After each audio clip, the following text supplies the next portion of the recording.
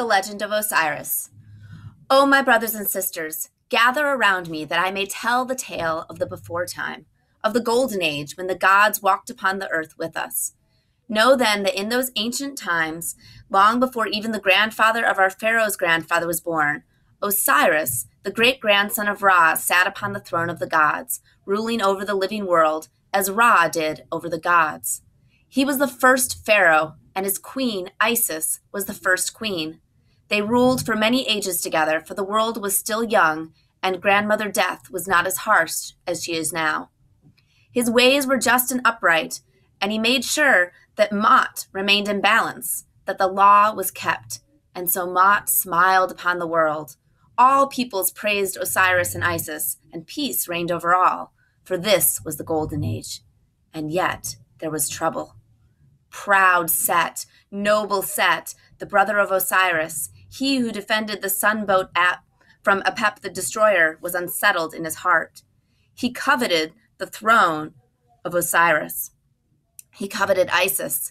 He coveted the power over the living world, and he desired to take it from his brother.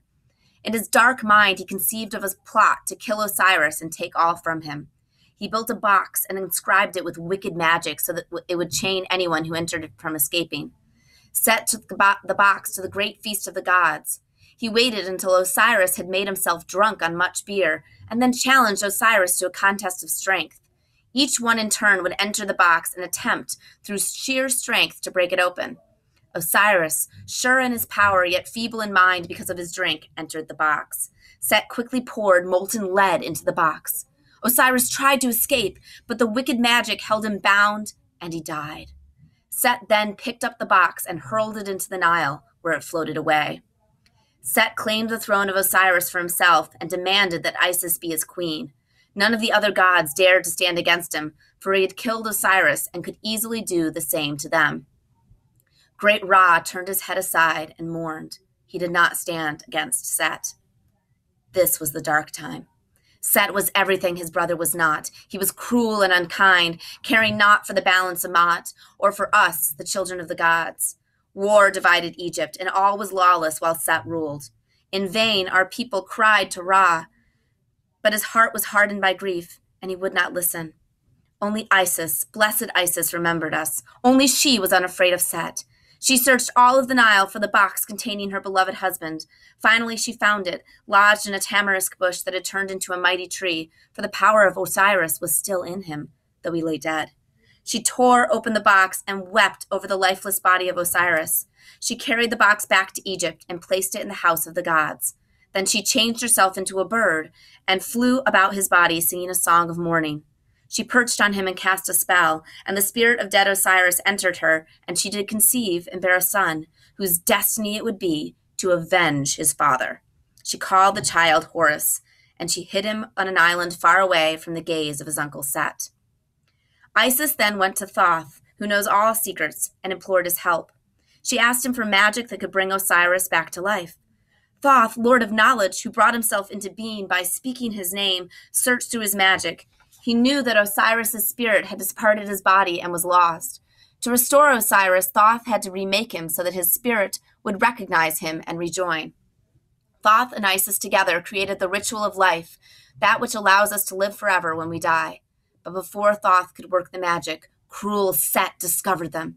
He stole the body of Osiris and tore it into many pieces, scattering them throughout Egypt. He was sure that Osiris would never be reborn.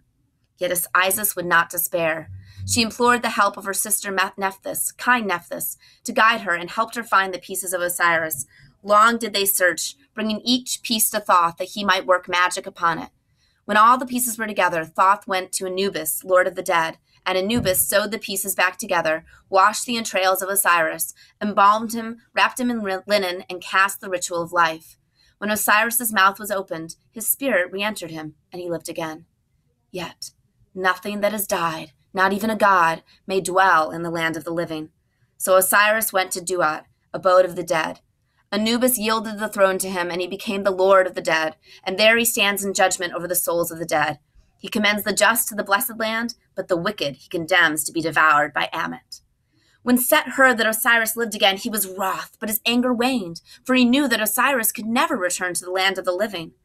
Without Osiris, Set believed he would sit on the throne of the gods for all time. Yet on his island, Horus, the son of Osiris and Isis, grew to manhood and strength. Set sent many serpents and demons to kill Horus, but he defeated them.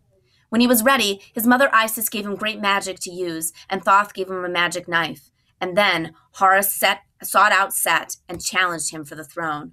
Set and Horus fought for many days, but in the end, Horus defeated Set. But Horus, merciful Horus, would not kill Set, for to spill the blood of his uncle would make him no better than he. Set maintained his claim to the throne, and Horus laid claim to himself as the son of Osiris. The gods began to fight amongst each other, those who supported Horus and those who supported Set. Banibjet leaped into the middle and demanded that the gods end this struggle peacefully, or Maat would be imbalanced further. He told the gods to seek the counsel of Neith, and Neith, warlike though wise in counsel, told them that Horus was the rightful heir to the throne. So Horus cast Set into the darkness, where he lives to this day. And so it is that Horus watches over us while we live, and gives guidance to the pharaoh while he lives, and his father Osiris watches over us in the next life. So it is that the gods are at peace. So it is that Set, wicked Set, eternally strives for revenge, battling Horus at every turn. When Horus wins, Maat is upheld and the world is at peace. When Set wins, the world is in turmoil. But we know that dark times do not last forever, and the bright rays of Horus will shine over us again. In the last days, Horus and Set will fight one last time for the world. Horus will defeat Set forever, and Osiris will be able to return to this world. On that day, the day of awakening, all the tombs shall open, and the just dead shall live again as we do, and all sorrow shall pass away forever. Lo, this is my tale. Keep it in your hearts and give it to others, as I gave it to you.